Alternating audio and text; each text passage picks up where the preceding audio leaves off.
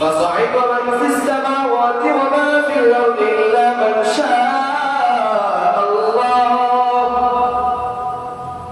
আল্লাহ পাক রব্বুল আলামিন বলেন সবকিছু মৃত্যুর মুখে পতিত হয়ে যাবে, ধ্বংস হয়ে যাবে। নবীজি হাদিসের মধ্যে বলেন এই প্রথম ফুৎকার দ্বারা আসমান ভেঙে পড়বে, পাহাড় ধ্বংস হয়ে যাবে, মানুষগুলো সব মারা যাবে, সবকিছু ফানা ফানা হয়ে যাবে। এরপরে আল্লাহ বলেন কুল্লু মান আলাইহা ফান ওয়া ইয়াবকা ওয়াজহু রাব্বিকা যুল জালালি ওয়াল ইকরাম। চিল্লা বলে আল্লাহু আকবার। আল্লাহ বলতেছেন কুল্লু মান আলাইহা ফান ওয়া ইয়াবকা ওয়াজহু রাব্বিকা যুল জালালি ওয়াল ইকরাম। এরপরে আল্লাহ তাআলা বলেন আল্লাহ তাআলা ছাড়া বাকি সব কিছু ধ্বংস হয়ে যাবে, ফানা ফানা হয়ে যাবে এক ফুৎকারে। সুবহানাল্লাহ। কয়টা ফুৎকার? কিয়ামত কখন হবে এটা জানেন কে? আল্লাহ তাআলা সূরা লুকমানের মধ্যে বলেন ইন্নাল্লাহা ইনদাহু ইলমুস সাআহ, নিশ্চয়ই কিয়ামত কখন হবে একমাত্র জানেন কে? আল্লাহ। আরো জোরে বলেন জানেন কে? আল্লাহ। এজন্য এই জ্ঞান আল্লাহরই আছে, এটা আমাদের নাই। কখন কিয়ামত হবে জানেন কে? আল্লাহ। কিয়ামতের দিন কেমন হবে? কোরআনের মধ্যে চূড়ান্ত ধ্বংসের কথা আল্লাহ বলেন وَنُفِخَ فِي الصُّورِ فَصَعِقَ مَنْ فِي السَّمَاوَاتِ وَمَنْ فِي الْأَرْضِ। আল্লাহ তাআলা বান্দাদেরকে জানিয়ে দেন এইবার দুনিয়ার একটা সময় চলে আসবে, পশ্চিম দিক থেকে সূর্য উঠবে, তওবার দরজা বন্ধ হয়ে যাবে, আর যারা মুমিন এদের উপরে কিয়ামত সংঘটিত হবে না। এদেরকে আল্লাহ তাআলা কিয়ামতের দিনের সেই ফুৎকার দেওয়ার আগে তাদেরকে আল্লাহ তাআলা তার কাছে নিয়ে যায় বলে সুবহানাল্লাহ। এজন্য মুমিনের নাম আছে না নাই? ঈমানদারের নাম আছে না নাই? দেখেন আল্লাহ বলতেছেন কিয়ামত যে হবে এটা মুমিনরা টের পাবে না। সুবহানাল্লাহ। এর আগে আল্লাহ তাআলা তাদেরকে উঠিয়ে নিয়ে যাবে। ছোটখাটো রোগ ভালাই নিয়ে তাদেরকে উঠিয়ে নিয়ে যাবে। এইবার ইসরাফিল আলাইহিস সালাতু ওয়াস সালাম মুখের মধ্যে সিংহা নিয়ে আল্লাহর দিকে তাকিয়ে আছে। হাদিসের মধ্যে আসছে এক মুহূর্তের জন্য তিনি পলক ফালাই না, কারণ যদি আল্লাহর আদেশ দেরি হয়ে যায় তাই এক পলকে আল্লাহ আদেশের অপেক্ষা করছেন। যখনই আল্লাহ আদেশ দিবেন ইসরাফিল সাথে সাথে সিংহায় ফুঁক মেরে দিবে। পলকে তাকায় আছেন আল্লাহর দিকে যে আল্লাহ অর্ডার দিতে দেরি, ইশারা দিতে দেরি, আমি সিংহায় ফুঁক দিতে দেরি করবো না। সুবহানাল্লাহ। কত ফুৎকার দেয়া হবে কিয়ামতের দিন। কিয়ামতের আগে প্রথম ফুৎকার দেওয়ার সাথে সাথে দুনিয়ায় মানুষ নিজ নিজ কাজে ব্যস্ত থাকবে। নবী বলেন কিছু মানুষ বাজারে বেচাকেনা করতে থাকবে, কাপড় ভাঁজ করবে, কেউ কেউ সাজগোজ করবে, কেউ টয়লেটে থাকবে, কেউ গাছে থাকবে, কেউ খাবার খাইতে থাকবে। এমন অবস্থায় ইতিমধ্যে এমন একটা বিকট আওয়াজ হবে, সেটা শুধু আওয়াজ নয়, ইসরাফিল যখন ফুৎকার দিবে মানুষ ভয় পেয়ে যাবে। আওয়াজটা কেমন হবে? সেই বিকট আওয়াজটা কেমন হবে শুনেন। কোরআনের মধ্যে বলেন فَصَعِقَ مَنْ فِي السَّمَاوَاتِ وَمَا فِي الْأَرْضِ إِلَّا مَنْ شَاءَ اللَّهُ। আল্লাহ পাক রব্বুল আলামিন বলেন সবকিছু মৃত্যুর মুখে পতিত হয়ে যাবে, ধ্বংস হয়ে যাবে। নবীজি হাদিসের মধ্যে বলেন এই প্রথম ফুৎকার দ্বারা আসমান ভেঙে পড়বে, পাহাড় ধ্বংস হয়ে যাবে, মানুষগুলো সব মারা যাবে, সবকিছু ফানা ফানা হয়ে যাবে। এরপরে আল্লাহ বলেন কুল্লু মান আলাইহা ফান ওয়া ইয়াবকা ওয়াজহু রাব্বিকা যুল জালালি ওয়াল ইকরাম। চিল্লা বলে আল্লাহু আকবার। আল্লাহ বলতেছেন কুল্লু মান আলাইহা ফান ওয়া ইয়াবকা ওয়াজহু রাব্বিকা যুল জালালি ওয়াল ইকরাম। এরপরে আল্লাহ তাআলা বলেন আল্লাহ তাআলা ছাড়া বাকি সব কিছু ধ্বংস হয়ে যাবে, ফানা ফানা হয়ে যাবে এক ফুৎকারে। সুবহানাল্লাহ। কয়টা ফুৎকার? এক ফুৎকার। মালাকুল মউত সবাইকে শেষ করে দাও, সিংহায় ফুৎকার দেওয়া শেষ, সবাইকে শেষ করে দাও। মালাকুল মউত সব মানুষদেরকে শেষ করে দেবেন, সবার জানকে কবজ করে নিয়ে যাবেন। খেয়াল করে শুনেন, সবার জান কি করবেন? কবজ করে নিয়ে যাবেন। এরপর আল্লাহ তাআলা আবার মালাকুল মউতকে জিজ্ঞাসা করবেন, মালাকুল মউত আখবিরনি মাইয়াবকা, এখন কারা বাকি আছে? কাদেরকে শেষ করছো? বলে মানুষ সব শেষ, এখন বাকি আছে অনেক। আখবিরনি মাইয়াবকা, কারা বাকি আছে? মালাকুল মউত বলবে জিনেরা বাকি আছে, জিনেরা বাকি আছে। আল্লাহ বলবেন জিনদেরকেও শেষ করে দাও। এইবার জিনদেরকেও শেষ করে দেবেন। আল্লাহ তাআলা আবার জিজ্ঞাসা করবেন, আখবিরনি মাইয়াবকা, হে মালাকুল মউত এখন কারা বাকি আছে? মালাকুল মউত বলবেন ইবলিস শয়তান বাকি আছে, বলবে তাকেও শেষ করে দাও, তাকেও শেষ করে দেওয়া হবে। এরপর আল্লাহ আবার বলবেন আখবিরনি মাইয়াবকা, হে মালাকুল মউত আর কারা বাকি আছে? এইবার মালাকুল মউত বলবেন ফেরেশতারা বাকি আছে, ফেরেশতারা বলবেন তাদেরকেও শেষ করে দাও, তাদেরকেও কি করো? তাদেরকেও শেষ করে দাও, যা কবজ করে নিয়ে যাও, তাদের জানটাকে কবজ করে নিয়ে যাওয়া হবে। এইবার আজরাইল আসবেন, আজরাইল এসে তাদের সামনে দাঁড়াবেন, দাঁড়িয়ে তাদের জানটাকে কবজ করে নিয়ে যাবেন। ফেরেশতাদের জান, সুবহানাল্লাহ বলবেন, ফেরেশতাদের জান কবজ করা কি শেষ? তাহলে কয়টা গেল? মানুষ, জিন, পশু পাখি, এরপরে ইবলিস শয়তান, ফেরেশতা, সব শেষ।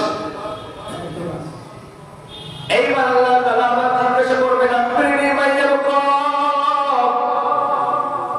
ও আজরাইল ফেরেশতাদেরকে শেষ করে দিলা, এইবার কে বাকি আছে? আজরাইল বলবে আল্লাহ মানুষ শেষ করলাম, জিন শেষ করলাম, পশু পাখি সব কিছু শেষ করে দিলাম, ইবলিস শয়তানকে শেষ করে দিলাম, এখন বাকি আছে কারা? ফেরেশতারা, ফেরেশতাদেরকে শেষ করে দিলাম, এখন বাকি আছে বড় বড় চারজন ফেরেশতা। চিল্লায়ে বলি সুবহানাল্লাহ। কয়জন ফেরেশতা? সব বড় চারজন ফেরেশতার নাম কি? কে বলতে পারবেন?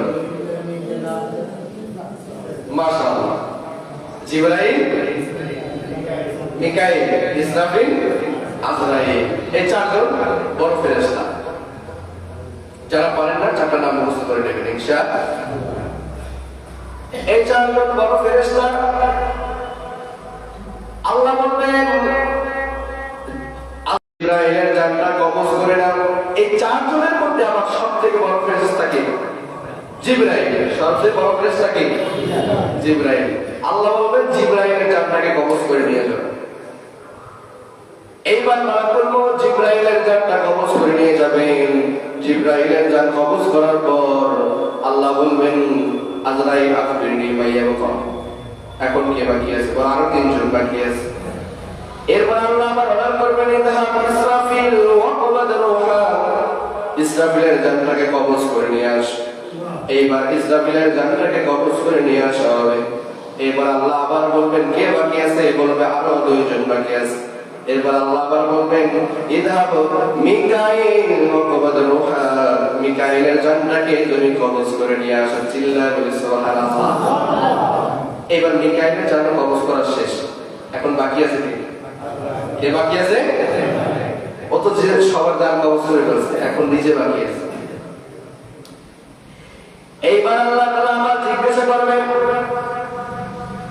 আজরাইল আখবিরনি মাইয়াবকা, এইবার কে বাকি আছে? আজরাইল বলবে আল্লাহ এইবার আর কেউ বাকি নেই, সবাই শেষ, আপনি আর আমি আছি। সুবহানাল্লাহ বলেন না? আজরাইল আর কে? আল্লাহ বাকি। আল্লাহ কি বলতে পারে? হ্যাঁ, আল্লাহর মরণ আছে, আল্লাহর জীবন আছে? আল্লাহ আল্লাহ আল্লাহর মরণ নেই। এজন্য তাই একটা নাম হচ্ছে আল হাইয়ুল কাইয়্যুম, চিরঞ্জীব, ঠিক না? আল্লাহর কোনো মরণ নাই। আজরাইল বলতেছেন আল্লাহ আপনি আর আমি আমি বাকি আছি, এছাড়া কেউ বাকি আর কেউ বাকি নেই, সবাইকে মৃত্যু দিয়ে দিয়েছি। এইবার আজরাইলকে বলবেন, আজরাইল এইবার কোন দিকে তাকায় লাভ নাই, এইবার তুমি নিজে মরো। সুবহানাল্লাহ না, এইবার তুমি নিজে মরো। আজরাইল অবাক হয়ে গেলেন, আল্লাহকে বলতেছেন, আল্লাহ কি বলে নিজের জান নিজের কবজ করতে হবে? বলে হ্যাঁ, নিজের জান নিজেরই কবজ করতে হবে, এছাড়া উপায় নেই, কারণ তুমি তো আজরাইল, জান কবজ করবে কি? নিজের জান তুমি নিজে কবজ করে নাও।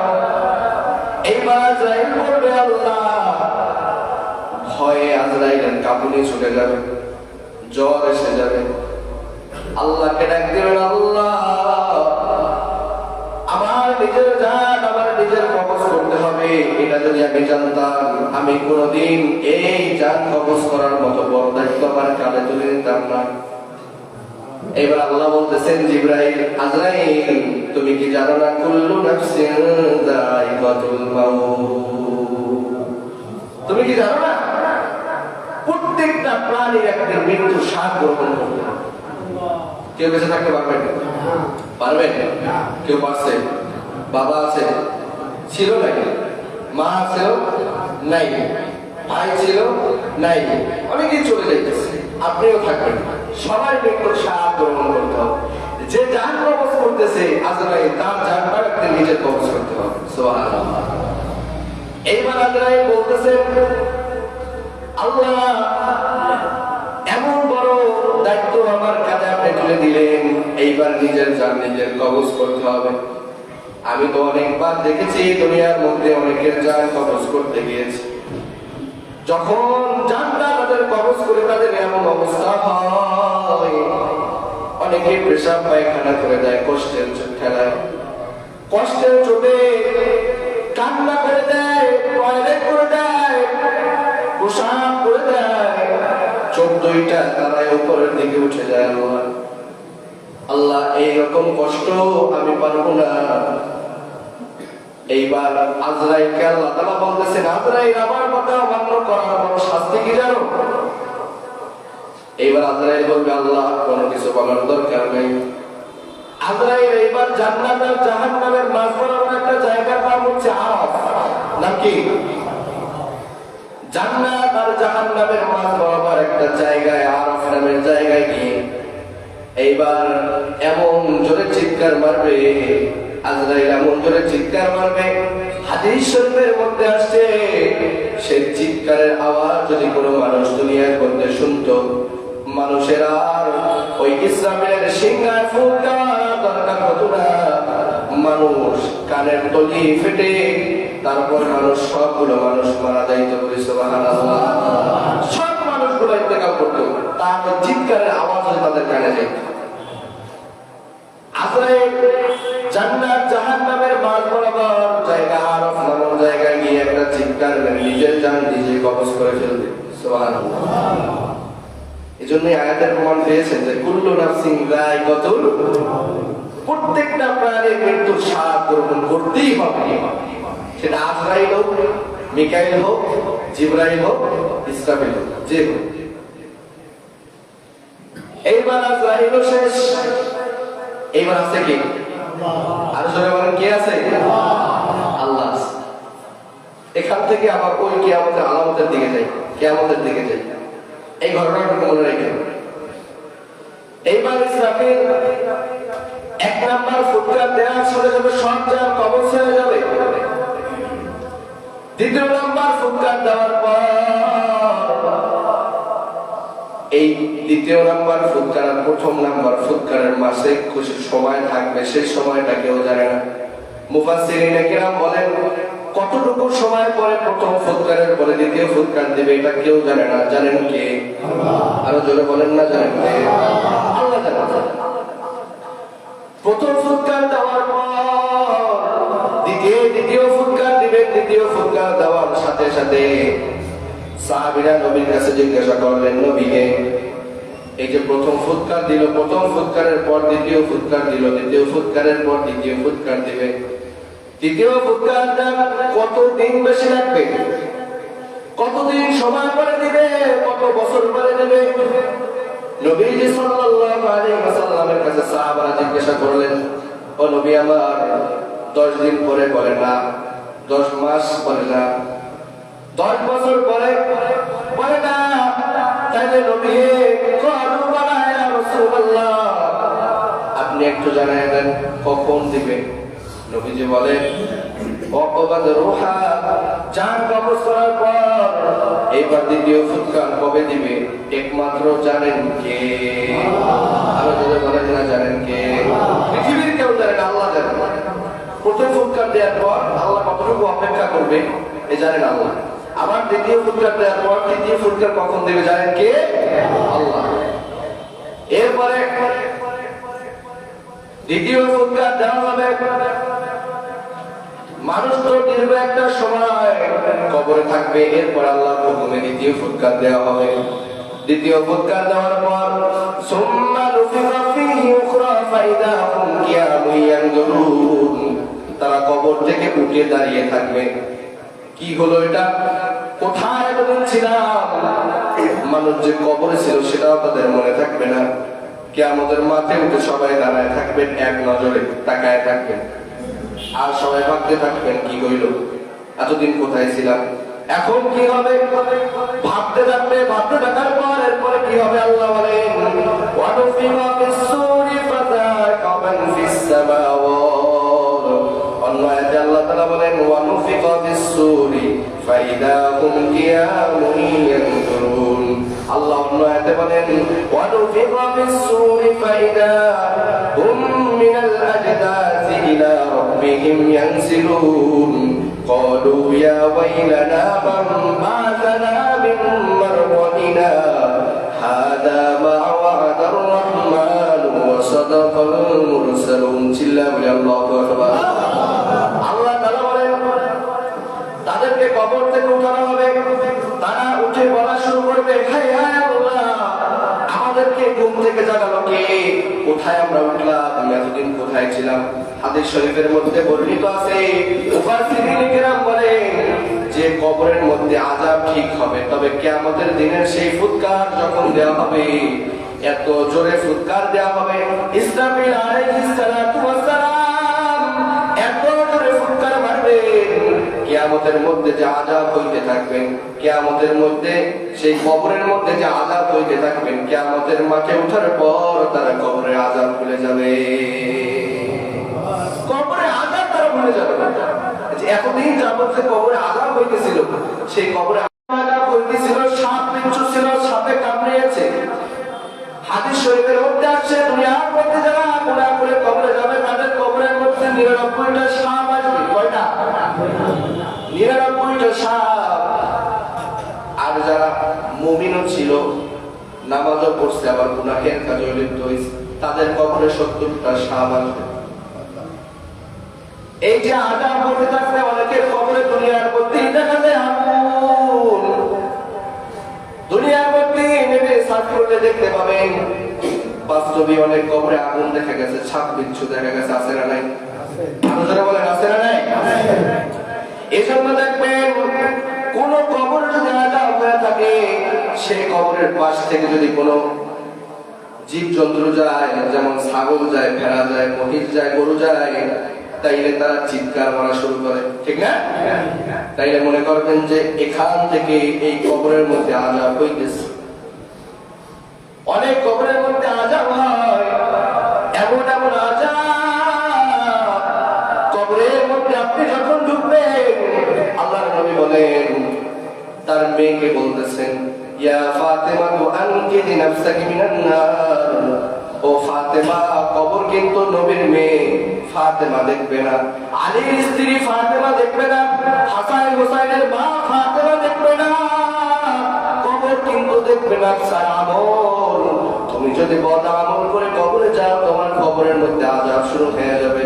আর যদি তুমি নেককার মহিলা হয়ে তুমি কবরে যাও, নেককার নারী হয়ে তুমি কবরে যাও, ও ফাতেমা, তাইলে কবর তোমার সাথে ভালো ব্যবহার করবে।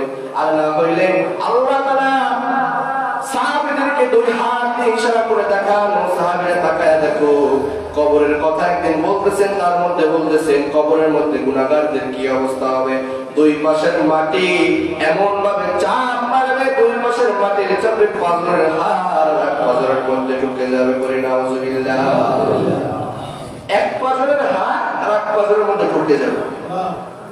পারবেন সহ্য করতে? হ্যাঁ, এখনো সময় আছে, ঠিক হয়ে যাবে। গুনাহের কাজ ছেড়ে দেন, আল্লাহর কাছে বেশি বেশি বলেন, আল্লাহ আমল বন্ধ করেন, নেক আমল চালু করে দেন।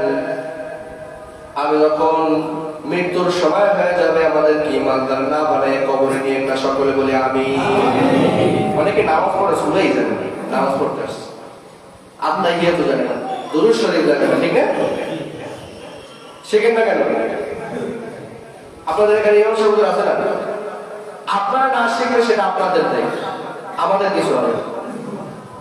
এই যে রমজান মাসে সামনে আবার আসতেছে ফেব্রুয়ারিতে রমজান, একটা মাস প্রায় আমি সবাইকে দোয়া দরুদ, নিত্য প্রয়োজনীয় মাসআলা, এরপরে মাসনুন দোয়া, এরপরে যে সূরাগুলো না শিখাইলেই নয়, নামাজের জন্য যে 10টা সূরা লাগে এগুলো শিক্ষা দিয়েছি।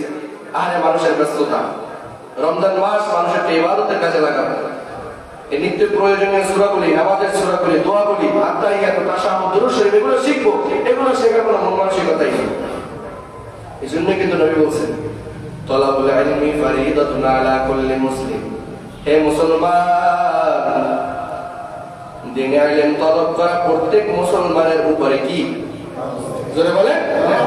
আপনারা সবাই জানেন, মানেন না। এটা যে ফরজ আমাদের উপরে আপনারা জানেন, কিন্তু মানেন না। যাই হোক, আল্লাহ আমাদের সকলকে দ্বীনে ইলম শিক্ষা করার তৌফিক দান করে, সকলে বলি আমিন। এই হুজুর আছে না, এর কাছ থেকে শিক্ষা নেবেন, বাবার কাছে ফোন দিয়ে শিখবেন, মাঝে মধ্যে সময় দেব, সমস্যা কি? লাগলে সপ্তাহে একটা দিন মাঝখানে এসে এরপরে মাসআলা, দোয়া, সূরা এগুলো শিক্ষা দিব।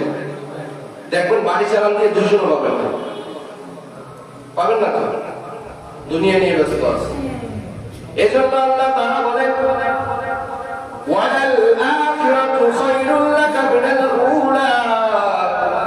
নবী হে শুনে নেন, দুনিয়ার মোহে পড়ে আমাকে ভুলে যাবেন না, দুনিয়ার মোহে পড়ে কিয়ামতকে ভুলে যাবেন না, আখিরাতকে ভুলে যাবেন না। ওয়ালাল আখিরাতু খায়রুল লাকা মিনাল উলা। যারা দুনিয়ার মোহে পড়ে আখিরাতকে ভুলে গেছে তাদের জন্য আপনি এটা জানায়া দেন, দুনিয়ার চাইতে আখিরাতের গুণ হাজার গুণ বেশি, হাজার গুণ দাম বেশি দুনিয়ার চাইতে। তাইলে এই দুনিয়া চান না আখিরাত চান? জোরে বলেন, আরো জোরে বলেন। সবাই চান কি? আখিরাত। আখিরাত চাই। আখিরাতটা যদি আমাদের ভালো কাটে, এটাই আমাদের সফলতা। কিয়ামতের দিনের কথা বলতেছিলাম, আল্লাহ তাআলা সকলকে উঠাবেন, উঠানোর পর আল্লাহ তাআলা বিচার কাজ শুরু করবেন না, আল্লাহ তাআলা সকলকে উঠায় দাঁড় করে রাখবেন কিয়ামতের ময়দানে। কিয়ামতের ময়দানে যখন উঠায় দাঁড় করে রাখবেন, হাজার হাজার বছর কেটে যাবে, কিন্তু আল্লাহ তাআলা বিচার কাজ শুরু করবেন না, সকলে দাঁড়িয়ে থাকবে। দুনিয়ার মধ্যে যে সূর্য 9,30,00,000 মাইল দূরে, বিজ্ঞানীরা বলে কত মাইল? 9,30,00,000 মাইল দূরে। কিয়ামতের ময়দানে সেই সূর্য থাকবে মাথার উপরে, 1 বিঘা মাথার উপরে থাকবে। এখনকার সূর্য উঠলে দেখবেন, যখন গরমকাল থাকে, 34 মাস বলে না, 14 মাস বলে, তখন থাকবে, তখন দেখবেন এমন রোদের তাপে মাথা পড়ে যায়, চামড়া পড়ে যায়, এমন অবস্থা হয়। হাদিস শরীফের মধ্যে আসছে, ওই সূর্য উল্টা করা, সূর্য 13টা মুখ থাকে, 13টা মুখ উল্টা করে, একটা মুখ শুধু এদিকে দিয়ে রাখছে জমিনের দিকে, আর 12টা মুখ ওদিকে উপরে। এরপরেও 70,000 ফেরেশতারা মিলে সেই সূর্যের উপরে পানি ঢালতে থাকে, পানি ঢালতে থাকে, বান্দাদের যেন কষ্ট না হয়। সুবহানাল্লাহ, সুবহানাল্লাহ। কত পাওয়া সেই সূর্যের। কিয়ামতের ময়দানে আল্লাহ তাআলা একটা নয়, দুইটা নয়, 13টা মুখ মাথার দিকে ঘুরায় দিবেন। সহ্য করতে পারবে? 13টা মুখ মাথার দিকে ঘুরাই দিয়ে বলবেন, বান্দারে 70,000 ফেরেশতারা পানি ঢালতে একটা মুখের উপরে, আজকে 13টা মুখ তোর দিকে দিলাম, পানি ঢালার কেউ নাই। পারবেন সহ্য করতে? মাথার মজক টকবক করে ফুটতে থাকবে, গা বেয়ে বেয়ে পা দিয়ে বেয়ে বেয়ে করতে থাকবে, মজকগুলি ফুটতে থাকবে, ভাতের মারের মতো ফুটতে থাকবে। সহ্য করার কিন্তু সহ্য আমাদের নাই। কিয়ামতের ময়দানে আল্লাহ সবাইকে বলবেন, এইবার তোরা কি করবি কর। আল্লাহ তাআলা বলবেন, লিমানিল মুলকুল ইয়াউম, ও দুনিয়ার রাজত্ব যারা করেছো, ও বাচ্চারা, ও ধনীরা, ও টাকাওয়ালারা, ও বাহাদুরেরা, ও ক্ষমতাশীলরা, আজকে কোথায় তোমরা? তোমাদের ক্ষমতা কোথায়? তোমাদের টাকা কোথায়? তোমাদের পয়সা কোথায়? ও বাহাদুরেরা, তোমরা আজকে কোথায়? মানুষের উপরে জুলুম করেছো, জালেমরা, তোমরা কোথায়? আজকে দিনটা কার? বলেন, আজকে দিনটা কার? আল্লাহ বলতেছেন, লিমানিল মুলকুল ইয়াউম, আজকের দিনের রাজত্ব আমার, লিল্লাহিল ওয়াহিদিল কাহ্হার। আমি আল্লাহ কাহ্হারিয়াতের নাম জারি করে তারপরে সবাইকে বলবো আজকে রাজত্ব আমার। এরপর আল্লাহ দাঁড়ায়, এই পাশে থাকবেন পর্দার আড়ালে। এদিক থেকে কিয়ামতের ময়দানে হাজার হাজার লক্ষ লক্ষ কোটি কোটি মানুষ দাঁড়ায় থাকবেন, অপেক্ষা করবেন কখন কিয়ামতের ময়দান অনুষ্ঠিত হবে, বিচার কাজ শুরু হবে। বিচার কাজ আল্লাহ শুরু করবেন না, হাজার হাজার বছর দাঁড়ায় থাকবে রোদে, ঘামে মানুষ সাঁতার কাটতে থাকবে, এমন অবস্থা হবে, ঘামে মানুষ সাঁতার কাটতে থাকবে।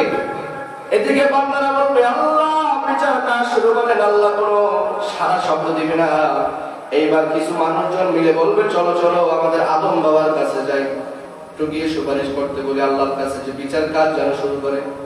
এইবার আদমের কাছে যাবে, আদম বলবে, না না আমি পারবো না, আল্লাহ আজকে বড় বড় রাগান্বিত হয়ে আছে, তার কাছে আমি যাইতে পারবো না, তোমরা যাও। বলবে কেন? বলবে আমি ভুল করেছি, জান্নাতের মধ্যে আল্লাহ গন্ধম ফল খাইতে নিষেধ করেছিল, আমি খেয়েছি, এজন্য আল্লাহ আমার উপরে রাগান্বিত হয়ে আছে, আমি যাইতে পারবো না আল্লাহ আজকে আল্লাহর কাছে। এইবার আদম বলবেন, তুমি নূহ নবীর কাছে যাও, তার কাছে যাবেন, তার কাছে যাওয়ার পর তিনিও বলবেন, না আমি পারবো না। মুসা আলাইহিস সালামের কাছে যাবেন, মুসার কাছে যাবেন, তিনিও পারবেন না। এইবার ঈসার কাছে যাবেন, ঈসাও পারবেন না, তিনিও বলবেন আমি পারবো না। আমরা নিজেরাই ইয়ানাফসি করতেছি, আমরা পারবো না। ইব্রাহিমের কাছে যাবে, বলবে পারবো না। মুসার কাছে যাবে, সাল্লাল্লাহু আলাইহি ওয়াসাল্লামের কাছে যাও, তোমরা সেখানে গিয়ে দেখবা এমন একটা জায়গায় তিনি সিজদায় পড়ে কান্না করতেছে, তার কাছে যাও, আর গিয়ে তার কাছে সুপারিশ করতে বলো, আজকে রাজত্ব যদি আল্লাহর হয়ে থাকে, আজকে সেই রাজার প্রতিনিধি করবেন আমাদের নবী, আমাদের নবী। তিনি সেদিনটা আলোকিত হয়ে ঘুরতে থাকবেন, তাকে গিয়ে উম্মতরা ধরবেন আর বলবেন, নবী আমার, আল্লাহ তাআলা তো বিচার কাজ শুরু করতেছে না, এদিক থেকে আমরা পুড়ে যাইতেছি, ছাই হয়ে যাইতেছি, মাথার মজক টক বক করে ঘুরতে থাকতেছে, নবী একটু সুপারিশ করেন।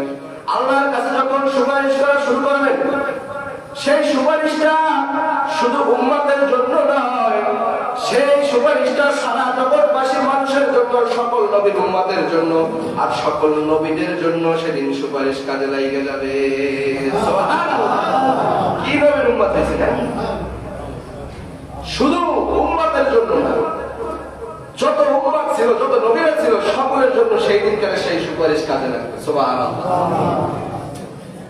এরপরে আল্লাহ তাআলা বিচার কাজ শুরু করে দিবেন, সংক্ষেপে শেষ করে দিবেন 2 মিনিট। বিচার কাজ শুরু করে দিবেন, নবীজি যখন সুপারিশ করবেন, আল্লাহ বিচার কাজ শুরু করে দিবেন।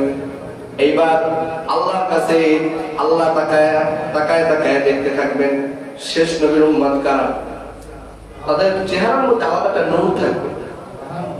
আর যারা নামাজি ছিল, যারা ওযু করছে, তাদের চেহারাটা যেই যেই জায়গায় ওযুর পানি লাগছে, সেই জায়গাগুলো একদম নূরের মতো ঝলকানি দিতে থাকবে। সুবহানাল্লাহ! আল্লাহ দেখেই চিনবে যারা শেষ নবীর উম্মত, জান্নাতি। সুবহানাল্লাহ! সবাইকে পাইছে জান্নাতে যেতে থাকবে।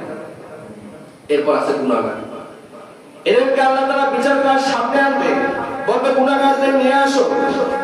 জাহান্নাম বাম পাশে থাকবে, গুনাহগারদের বলবে তোমার আমলনামাটা ভারী করো।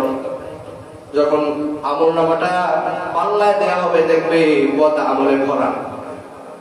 আল্লাহ বলবেন ও ফেরেশতারা জাহান্নামে ফেলে দাও। এদিক থেকে একজন দৌড়ে দৌড়ে এসে আল্লাহর নবীর কাছে বলবে নবী আমার ওই দিকে দেখেন সর্বনাশ হয়ে যাইতেছে। বলে কি হয়েছে? বলে ওই দিকে আল্লাহ তাআলা আপনার গুনাহগার বান্দাদেরকে সব জাহান্নামের মধ্যে দিয়ে দিতেছে। এইবার নবী আমার চিৎকার করে আল্লাহকে দৌড় দিবে। সেই বিচার কাজের কাছে গিয়ে বলবেন আল্লাহ আল্লাহ এটা তো কথা ছিল না, আপনি তো বলছেন শেষ নবী উম্মত যারা তারা প্রত্যেকে যারা ঈমানদার জান্নাতে যাবে সবাই ৭০,০০০ করে জান্নাতের মধ্যে নিয়ে যায়। বলি সুবহানাল্লাহ। ও আল্লাহ আপনি কাউকে জাহান্নামের মধ্যে ফেলাইয়েন না। বলে বিচার কাজ তো করতে হবে, বিচার কাজ করার পরে তো তারা জাহান্নামে হয়ে গেছে। এইবার নবী বলবেন আল্লাহ আপনি তো বলেছেন আমার একটা উম্মত আপনি জাহান্নামে ফেলবেন না, আমার বিচার কাজ আমাকে নিতে দেন, আমার উম্মতের বিচার কাজ আমাকে নিতে দেন। আল্লাহ বলবেন নবী আমার এই বিচার কাজ যদি আপনার কাছে নিতে দেই তাইলে ওয়াদার বরখেলাপ হবে। ওয়াদার বরখেলাপ আমি আল্লাহ করতে পারি, ওয়াদার বরখেলাপ হয়ে যাবে। কারণ বিচার কাজ শুরু করবো আমি করবো বিচার কাজ। আপনার কাছে যদি দিয়ে দিই তাইলে ওয়াদার বরখেলাপ হবে, এটা হবে না। তাইলে কি করতে পারি? এইবার নবীজি সিজদায় পড়ে কান্না শুরু করবেন। সিজদায় পড়ে কান্না শুরু করার সাথে সাথে আল্লাহ এটা দেখতে পারবেন না, আল্লাহর কলিজার মধ্যে একদম ভালোবাসার জোয়ার টান মেরে উঠবে। এইবার আল্লাহ বলবেন ও আমার নবী আপনি দাঁড়ান, আপনাকে আজকে কাঁদাবো না, আপনি মাথা উঠান। আল্লাহর নবীর মাথা উঠায় বলবেন নবী আমার ঠিক আছে কোনো সমস্যা নাই, আপনার উম্মতের বিচার কাজ আমি পর্দার আড়ালে বসে একা একা করব। সুবহানাল্লাহ। আর যার একটা সামান্য পরিমাণ আমল পাবো, সামান্য পরিমাণ আমল আপনাকে আমি ওয়াদা করলাম যদি শিরক বিনা কোনো নেক আমল থেকে থাকে আমি তার জন্য তাকে জান্নাত দিয়ে দেব। সুবহানাল্লাহ। এলে শেষ নবীর উম্মতের নাম আছে না নাই? আরো জোরে বলেন আছে না নাই? অভিজ্ঞতা হইতেছে না আপনাদের গুনাহের কারণে হইতেছে। শুরুতে যে কথাগুলো বলছে এত বড় বড় গুনাহ এই কিসের কারণে হয় জানেন? 4টা কারণে। 1 নাম্বার বেশি বেশি জিনা হইলে। এই 4টা কারণ মনে রাখবেন। এই যে ভূমিকম্পগুলো হইতেছে, কত মানুষ মারা যাইতেছে, কত মানুষের ক্ষতি হইতেছে। 1 নাম্বার কারণ যুবক যুবতী যারাই আছে অতিরিক্ত যেদিনকার দুনিয়ার মধ্যে জিনার কাজ বেশি হয়ে যায় তখনই আল্লাহ কি দেন? ভূমিকম্প দেন। 2 নাম্বার নাচ, গানের সাথে আমরা নাচ করি না, সেই নাচ যত বেশি দুনিয়া হবে ভূমিকম্প দেওয়া শুরু করবে। 3 নাম্বার গান, নৌবাদ্য, গান বাজনা, বিশাল বিশাল বুঝেন না প্রোগ্রাম। এই যে সামনে আবার আসতেছে প্রোগ্রাম, এই যে প্রোগ্রাম গুলো হয়। আর 4 নাম্বারে হচ্ছে সব থেকে বেশি যারা বেনামাজি হয়ে যায়। এই 4টা কারণে কি হয়? ভূমিকম্প বেশি হয়। আল্লাহ তাআলা এই 4টা কাজ থেকে আমাদেরকে হেফাজত রাখেন। সকলে বলে আমিন। আমাদেরকে বদ আমল বন্ধ করে নেক আমল চালু করার তৌফিক দান করে সকলে বলে আমিন। ওয়া আখির দাওয়ানা আলহামদুলিল্লাহ।